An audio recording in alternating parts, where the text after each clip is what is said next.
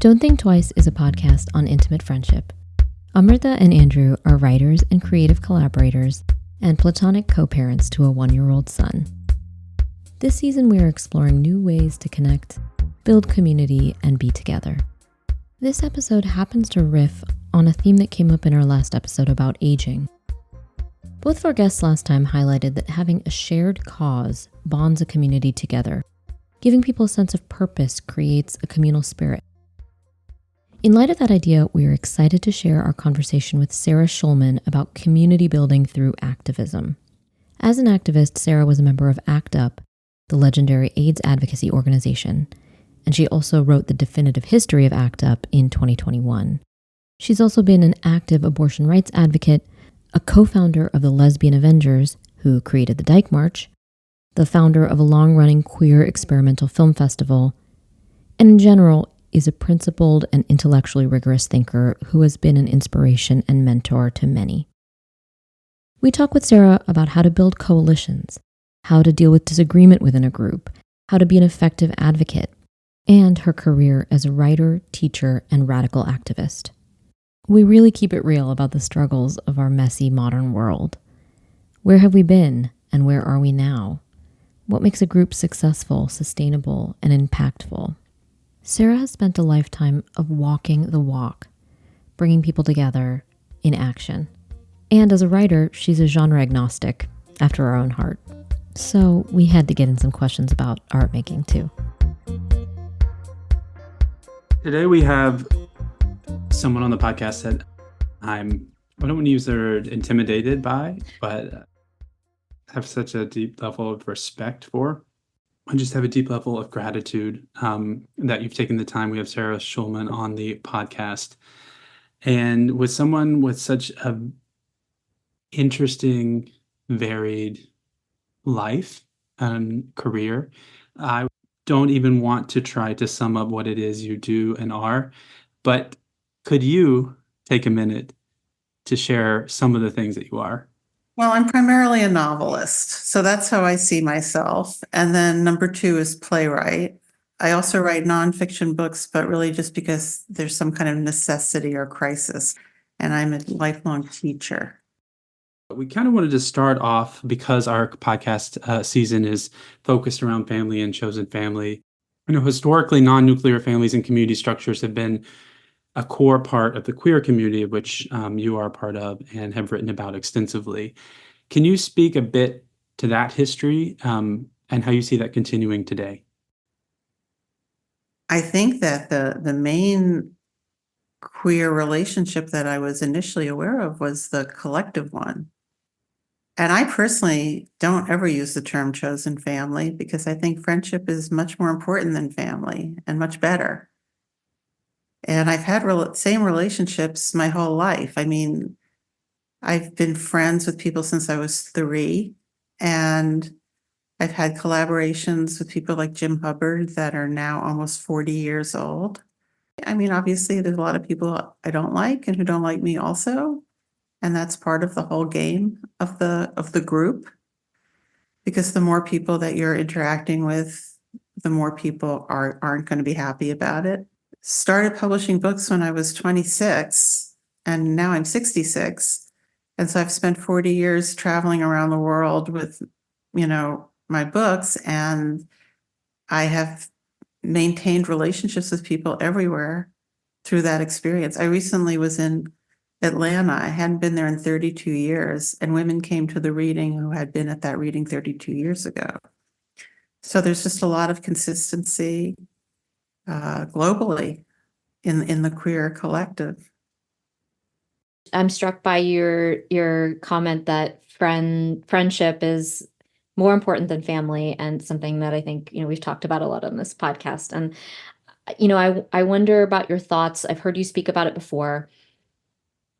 With there being so much focus in the queer community, especially in the last few decades, around centralizing marriage equality and kind of doing things in the same way as sort of the mainstream. What do you think have been the impacts of that? And do you think that there's room now to sort of reconnect with some of that idea of more of the collective, now that sort of gay marriage has been the law of the land for decade now. But isn't it true that most gay people don't get married? Isn't it only a small percentage that are actually getting married? I think it's like 10%. So I don't think gay people have actually embraced marriage. One thing that I think it has made better is that in my early life, when there was absolutely no representations of lesbian life, it was a group of women who knew that nobody cared what happened to them, and so therefore nobody would care how they acted. And so it was kind of a lack of accountability. And in my book, Ties That Bind, I have an interview with Kay Kendall, who was an attorney at the Lesbian Rights Project in San Francisco. And at that time, this is before gay marriage, she had a lot of cases where two women had had a child together and then they broke up, and the birth mother would claim the right to the child and the other parent would have no rights at all. So this kind of wildness of unaccountability, I think the option of gay marriage may have tamed that a bit. But of course, the price we've paid has been enormous because it's privatization. And I've always been very surprised that, for example, childcare is not a demand of the queer community. And all these people I know who've gotten married and have privatized families and have children, they don't build collective childcare systems, even though in the feminist movement, that was one of the number one demands. So there's just a loss of sense of other people, and the privatization, I think, has been very negative. And of course, with that comes the loss of the gay liberation ideal, which was that we would change the culture, that gay liberation would create for the culture a situation where every person would have more choices about sexuality, relationships, and gender. But instead, the culture changed us.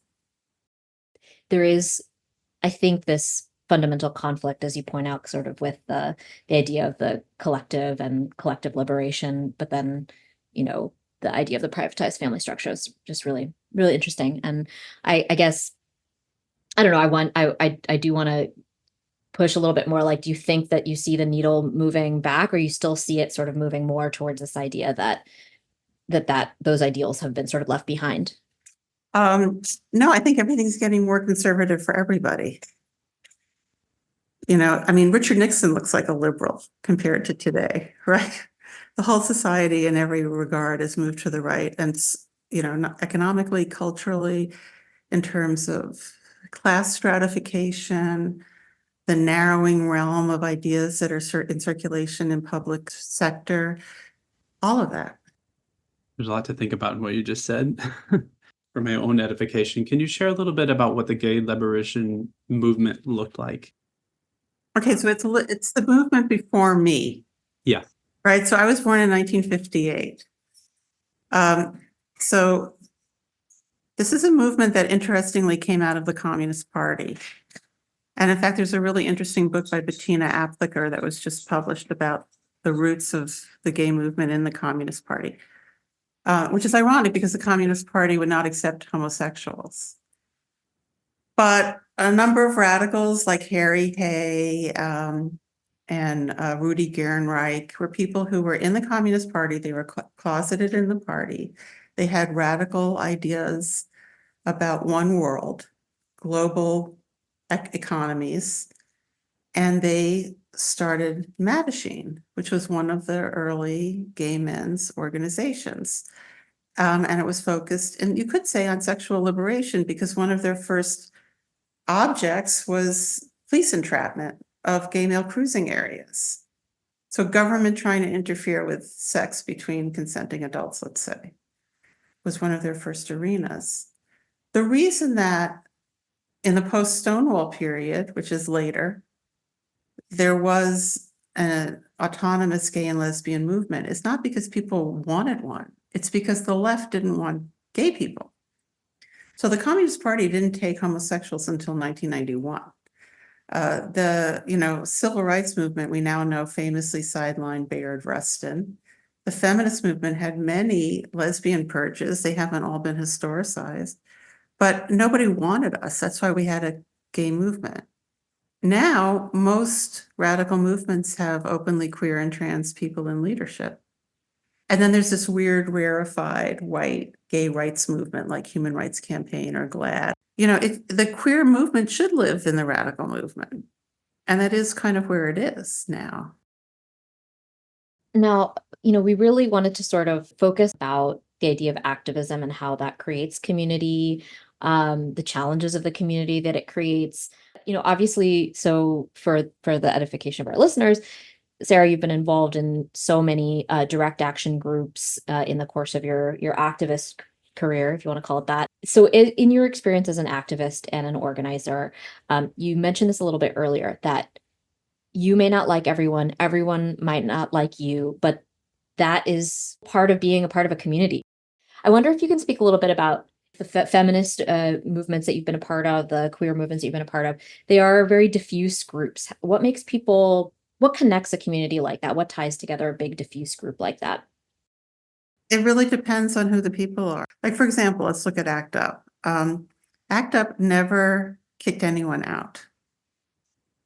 Except for one political cult called the New Alliance Party that was trying to take over the organization. But I mean, no individual was ever considered too weird to be in ACT UP.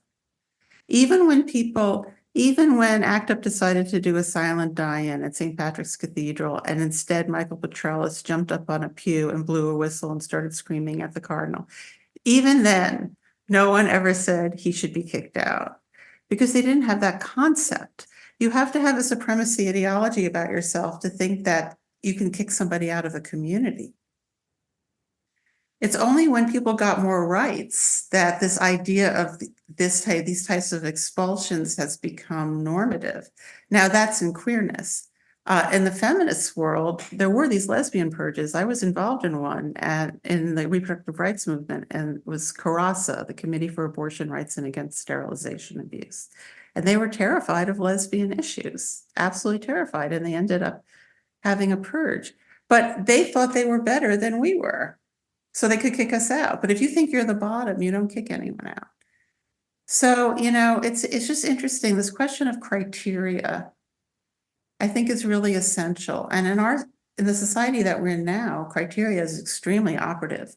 You have to meet criteria to have health insurance. You have to meet criteria to have a place to live. I mean, nothing is considered a basic right. And it's just this tradition of people who nobody else wants, having some kind of image of liberation and freedom and seeing each other through that image.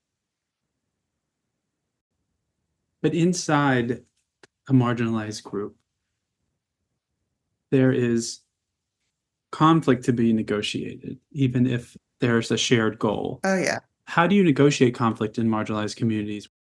I've been thinking a lot about not only the gay movement, but any marginalized group, whether it's something organized around race or gender, being people who get together to fight for rights, especially those who have been shamed for so long, but that we're functioning as a group of people who have a soft spot in a very particular place, often the same place as a group of people. I mean, I address this in Conflict is Not Abuse, and I see it a little bit differently. Mhm.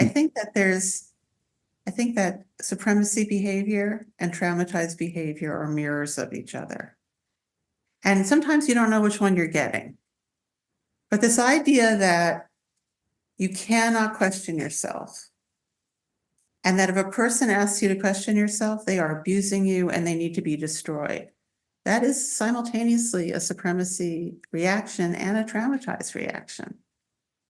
I've read Conflict is Not Abuse, and for those, maybe who haven't read the work, can you speak a little bit more about that on the individual level? How might we think a little bit about the differentiation between, am I feeling discomfort or am I experiencing abuse? Well, Sarah Ahmed, one of my favorite thinkers, says that, the only way that a person can never be uncomfortable is if everybody else is suppressed. If you're actually in a healthy milieu, then you're going to be uncomfortable all the time because other people's needs are going to be evident.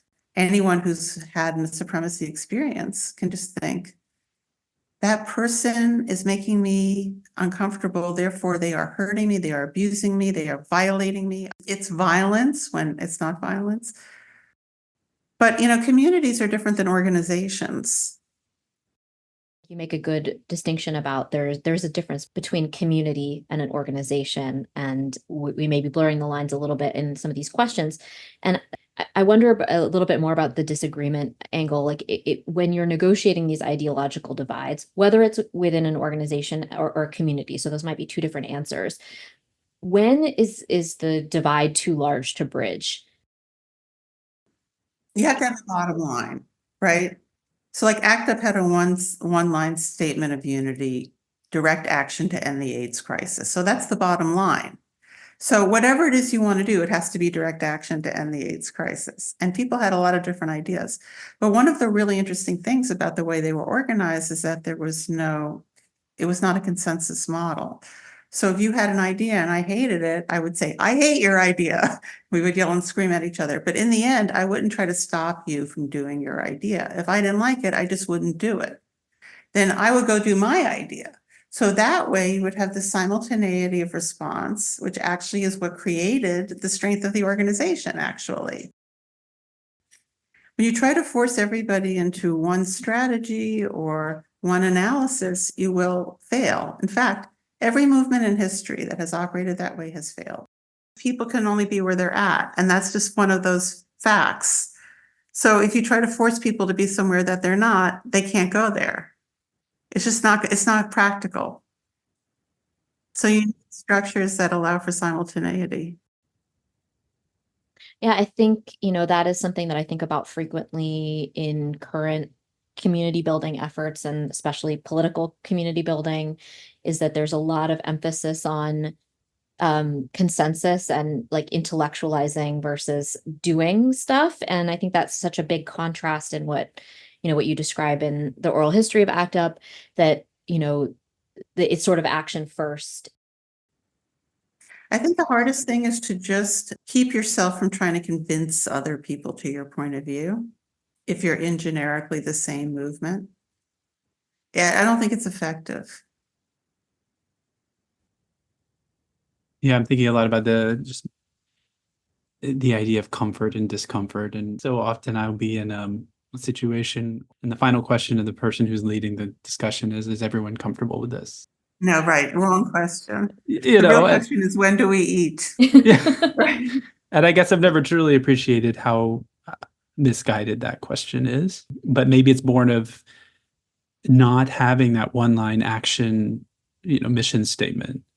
And hearing you, talk a little bit, it just reminds me how strong an organization can be when it knows what its goal is, as ACT UP did, and then is willing to be messy in the middle.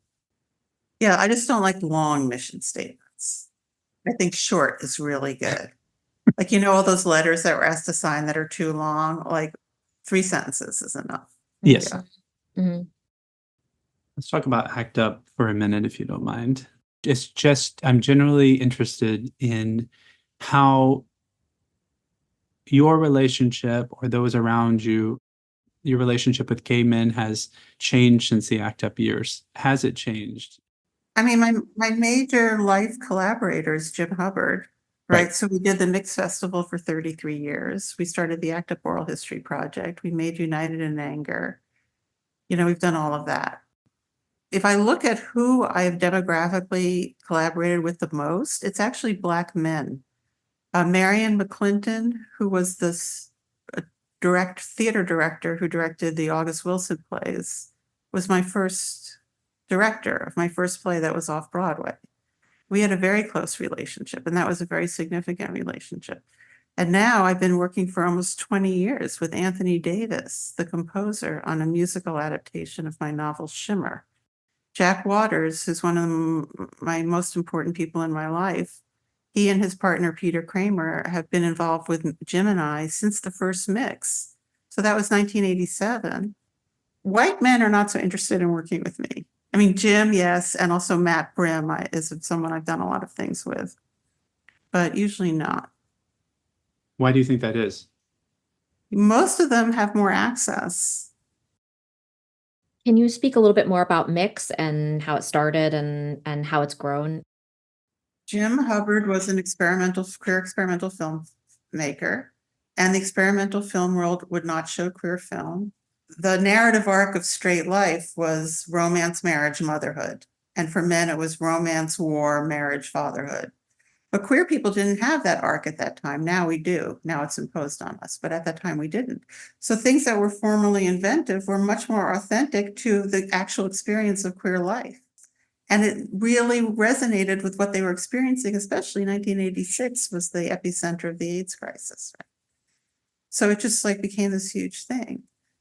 The reason that Jim and I were so effective is because we did everything we said we were going to do. So if I said, I will do this by Wednesday at 3:00, he didn't have to check with me to see if I did it. He knew it was going to happen. So then he could do the thing at 4:00 that he could only do because I did the thing at 3:00. But if you have to constantly follow up with people and make sure that they do what they said, then you can't accomplish as much.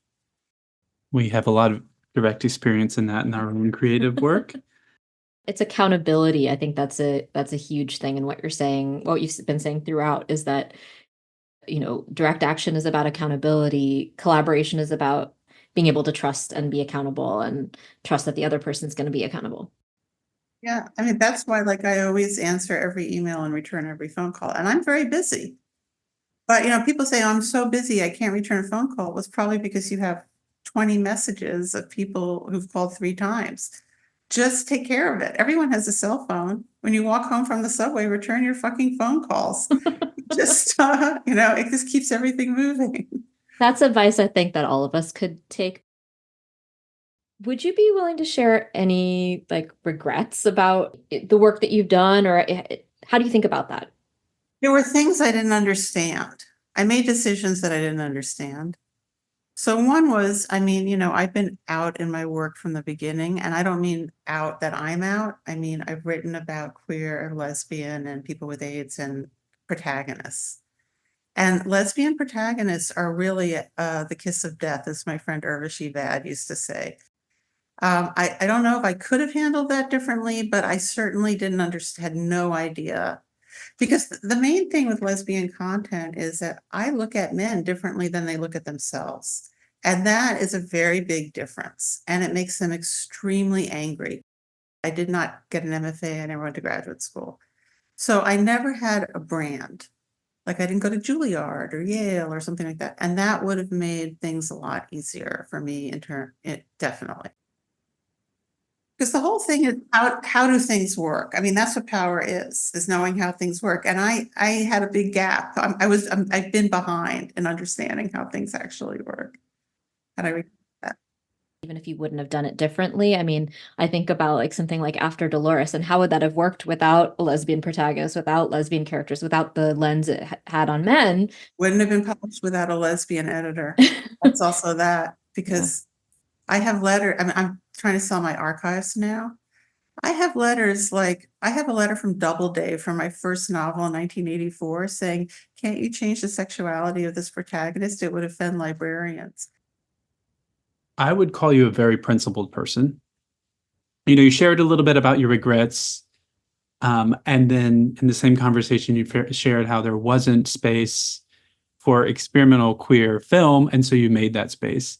And I think it's a really important, I look at your work and I look at what you've done, and even in this conversation and what you shared. But at the end of the day, you've made so much work as novels, screenwriting, and recording important history that no one else has recorded. Sort of tease up something else that I really admire about your work is that you've done work across so many genres. So you've created film festivals, you've written screenplays, you think of yourself as a novelist first, but you've obviously written for the stage and had many things presented. And can you speak to that a little bit? Do you think of yourself as a generalist, or is it just seeing the opportunity where it is and seizing it? I just think those categories, on one hand, I feel like those categories are false.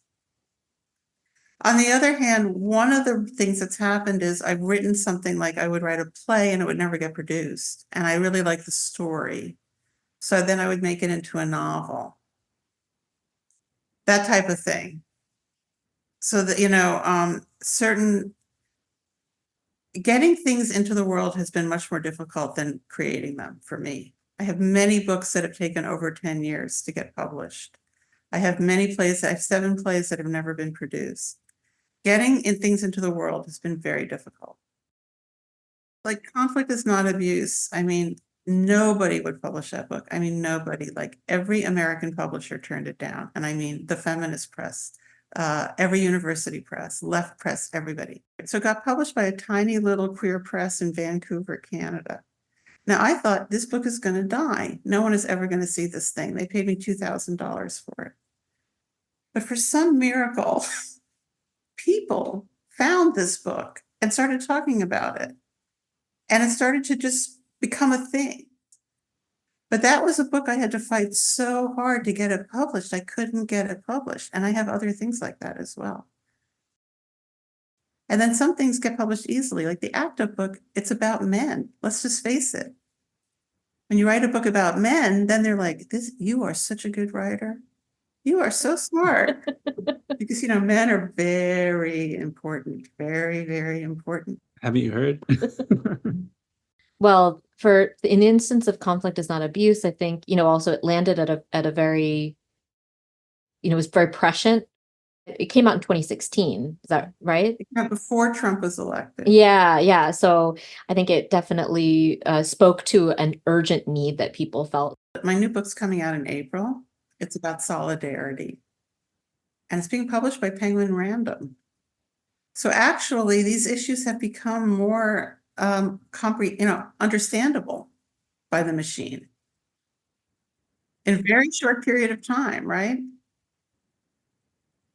The thing is, like, you don't want it. Being the first person with an idea is a shitty thing to be. And I've been in that experience. But you want to be the fifth person. Then you're in a good spot. And it's the fifth person who has the idea, who boiled it down. Set it in a sound bite that can somehow be repackaged. Well, Picasso said the innovator makes it ugly and the derivator makes it beautiful. So thinking about today's climate and in matters of rights and rights being obstructed, are there parallels to the past that you see today? White fascists, yes. Genocide of Palestinians, yes. Mm-hmm. Everything always reminds me of the same events. What was successful then that we're not doing now? Apparently nothing, because fascism has never been transformed. But who is the fascist has shifted. It's a cruel, pragmatic answer. Yeah. It feels sometimes intractable. Are we just repeating these same actions and not getting anywhere? Are there things that we haven't done that we could be doing? I don't know, Well, I mean, the problem of inequality of wealth is the problem. In the United States, everything in the public sector is a disaster because ever since Reagan's tax cuts in 1980, rich people don't pay taxes. And smaller numbers of people have seized more and more wealth. And so, I mean, those are the issues that make people come up with simplistic answers like, oh, it's immigrants. But that's not the real problem.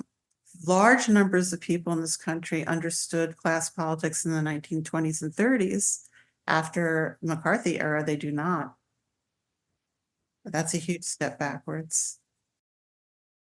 Something that makes me think of is just the concept of legacy and some of the intergenerational things that stewarding something but then handing it over to the next generation. Has that always been sort of an ethos of the work that you've done? Is, okay, I'm going to do this thing, but then how can I hand over the reins? When Jim and I started Mix in 1986, 7 years into the project, we had a fiscally healthy organization, and we decided to hand it over to young queer people of color. So we handed it over. And what was very interesting there was that the group that came in was like, had gone to Harvard and had all this stuff, and they knew how to work the system, and we didn't know. And at one point, Jim said to me, we don't know how to work it, but we know how to work. Anyway, that group of people have since become like Shari Freelo, who's a curator at Sundance, and Rajendra Roy, who is the film curator at MoMA, and Thomas Allen Harris, and Kareem Anuz, who's a director that shows at Cannes. I mean, these kids have surpassed us unbelievably. I have mentored so many people, I couldn't tell you. Just writers. I mean, I've mentored, I don't know, 1,000 writers. I have no idea. But, I've taught in the public university. So most of my students who I only taught creative writing. And, now I teach in an MFA program at Northwestern. But the only reason I went is because every student gets a free ride plus 45,000 a year plus health insurance. Every single student. Wow. I didn't know So that. no one is going, not only is no one going into debt, my colleague Daisy Hernandez is my colleague in the nonfiction program. We go out and recruit in Chicago. We're looking for low-income people who are not applying to other programs. But I would not work for a program that was putting people into debt. No way. I've been in every queer volunteer organization, queer art mentorship, Lambda emerging writers, all this kind of stuff. So it's just been part of the whole thing. And I think a lot of it is because I asked a lot of people for help when I first started, and I didn't get the help that I needed. And I'm one of those people who's constantly modeling what I wish I had. So I think it's because of that I just went whole hog on the whole thing, but I enjoy it. There's a lot of people who didn't get the help they need at first and then got the help they need and aren't as generous as you are. Yeah, but I'm very vengeful in a productive way. I like to model correction. In terms of addressing the question of what could I be doing or what can we be doing? How would you respond to people who want to feel like they're more integrated in their community, want to feel like they're advocating more for the community, but they don't know how, or they feel paralyzed by figuring it out? I mean, right now there's a lot of opportunity, right? Because there's a lot of organizations right now. But I think, you just look in your own life and you look at the thing that's really bothering you the most and that you understand the best. And you try to think of one concrete thing that might make a difference. And you look for 3 other people who feel the same, and you try to do one effective action and see where it goes. I mean, by working with Jim, one thing it's taught me is that 2 people can do a lot. Is there anything that you think we've missed? Is there something we should have asked that we didn't ask? Aesthetics and the commodification of culture is in a way the larger question. And I'm glad we got to that. But I think that these other questions about effective activism stuff are a subset of the larger problems. So I'm glad we got there. This new book coming out in April called Solidarity. We don't have a final title. Right now it's called The Fantasy and Necessity of Solidarity. If you're allowed to share a little. It's about how the old concept of solidarity is horizontal. You're workers in a shop, the boss is bad, you organize with each other in solidarity, you get a union. But now the boss is part of a conglomerated global power, right? Because governments are just like dusty sub-basements of global capital. So in order for oppressed people to make a change in their life, they're taking on a power that's so enormous that they can't do it successfully and fully in many cases without the help of people who benefit somewhat from that power. And it's important for those people to understand that it's not heroic. So therefore, when you enter into a solidarity relationship, you're going to make 100 million mistakes. It's not heroic. And I have lots of incredibly fun examples from history and all different kinds of movements. If you would be willing to give us just a snapshot of one of those examples from the forthcoming book? Oh, sure. So when I was 21, I was a reporter for a feminist newspaper called Woman News. And we got a press release from something called New York Prostitutes Collective, that they were holding a press conference. So we go out there to Queens, and it's this woman named Wilmette Brown, who was a Black lesbian, who had a long history of organizing. That's really fascinating. But and all the TV stations came, because in those days it was just CBS, NBC, and ABC. That was television. They all came because it was New York Prostitutes Collective. So this Black lesbian stands up there and she goes, "I'm here to announce that prostitutes will be raising our prices for the Democratic Convention." And I just thought it was the most brilliant thing I ever saw. And later I interviewed her, and this is that conversation from 1979 or 1980 or something, because she knew that if she said that on the news, prostitutes watch the news like prostitutes. So now we say sex workers, but watch the news like everybody else. So they would be like, "I can raise my price." It was such a brilliant act of solidarity that relied on the prurient interest of the guys at the news stations. So there you go. Sarah, thank you so much for your time. Okay. Thank You're you. brilliant. Yes. Thank you. Okay. Take care, you guys. Thank you. All right. Bye. Bye. The best way to keep up with us is at our weekly newsletter, emergencycontacts.substack.com. We send out new writing every week and welcome comments, feedback, and contribution. Go read Sarah's books. Let the Record Show is her oral history of ACT UP and the most readable 700 pages you can imagine. Her novels paint such a vivid picture of New York, of a time. If you're not familiar with her work, start with After Dolores and Rat Bohemia. We hope that conversation was as invigorating for you as it was for us. It was nice to be reminded that two people can do a lot. Next time, we'll be talking about an issue that underpins all the conversations we've had so far, the built environment, and how it affects all the choices we make around building our families, connecting with one another, and really forming meaningful community.